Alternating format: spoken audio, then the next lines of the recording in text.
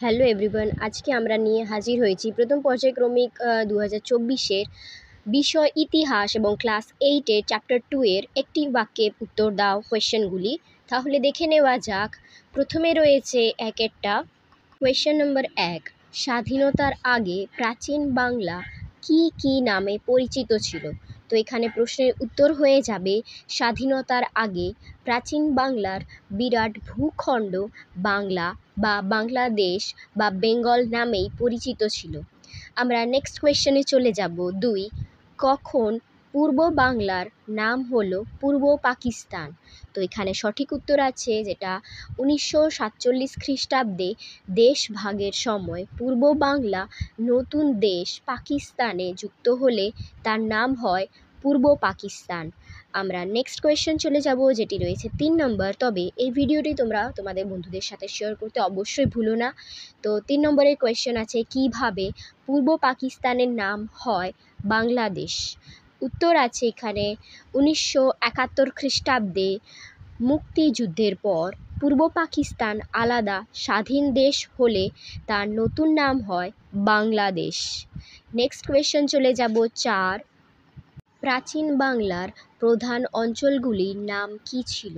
উত্তর হবে প্রাচীন বাংলার প্রধান অঞ্চলগুলি ছিল পুন্ড্রবর্ধন, বরেন্দ্র, বঙ্গ, বঙ্গাল, রাঢ়, সুম্য, গৌড়, সমতট ও হরিকেল।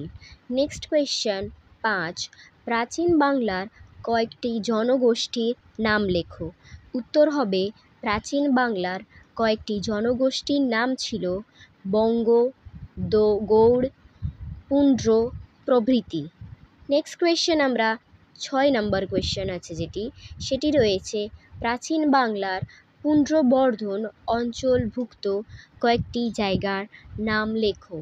উত্তর হবে প্রাচীন বাংলার পুন্ড্রবর্ধন অঞ্চলটির অন্তর্ভুক্ত ছিল পশ্চিমবঙ্গ এবং বাংলাদেশের দিনাজপুর, বগুড়া, রাজশাহী ও পাবনা ইত্যাদি।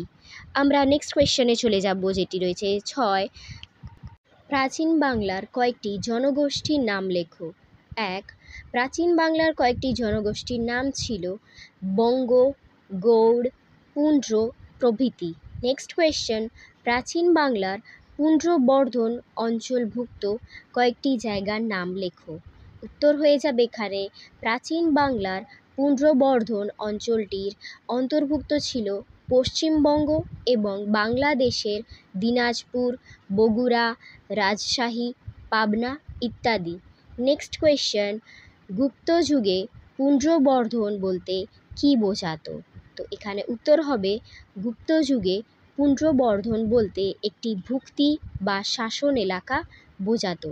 নেক্সট কোয়েশ্চেনে চলে যাব। তবে আমাদের আরও অন্যান্য ভিডিওসগুলি আমাদের প্লেলিস্টে দেওয়া রয়েছে, সেটি তোমরা দেখতে ভুলো না। এবং ক্লাস 8ম শ্রেণীর সমস্ত সাবজেক্টের এখানে আমরা সাজেশনস দিয়েছি, সেটা তোমরা চেক করতে পারো। নেক্সট কোয়েশ্চেনে চলে যাব।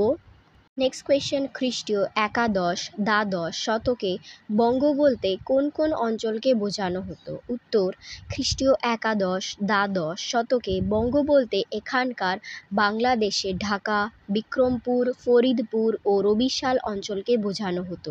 নেক্সট কোয়েশ্চেন, কিভাবে প্রাচীন বঙ্গের সীমানা বদলে গিয়েছিল? উত্তর হবে ভাগীরথী নদীর পশ্চিম দিকে রাঢ় ও সুম্য নামে দুটো এলাকা আলাদা অঞ্চলে উৎপত্তি ঘটলে বঙ্গের সীমানাও বদলে গিয়েছিল। নেক্সট কোয়েশ্চেন, প্রাচীনকালে বঙ্গাল বলতে কোন অঞ্চলকে চিহ্নিত করা হতো? উত্তর হবে প্রাচীনকালে বঙ্গাল অঞ্চল বলতে বঙ্গের দক্ষিণ সীমানাবর্তী বঙ্গোপসাগরের উপকূলকে চিহ্নিত করা হতো। নেক্সট কোয়েশ্চেন, জৈনদের প্রাচীন ঐতিহ্য অনুসারে রাঢ় বাংলার অঞ্চলের দুটি ভাগের নাম কি? প্রাচীন রাঢ় বাংলার অঞ্চলের দুটি ভাগ ছিল উত্তর রাঢ় বা বজ্রভূমি অর্থাৎ বর্জ্যভূমি এবং দক্ষিণ রাঢ় বা সর্বভূমি অর্থাৎ সৌম্যভূমি।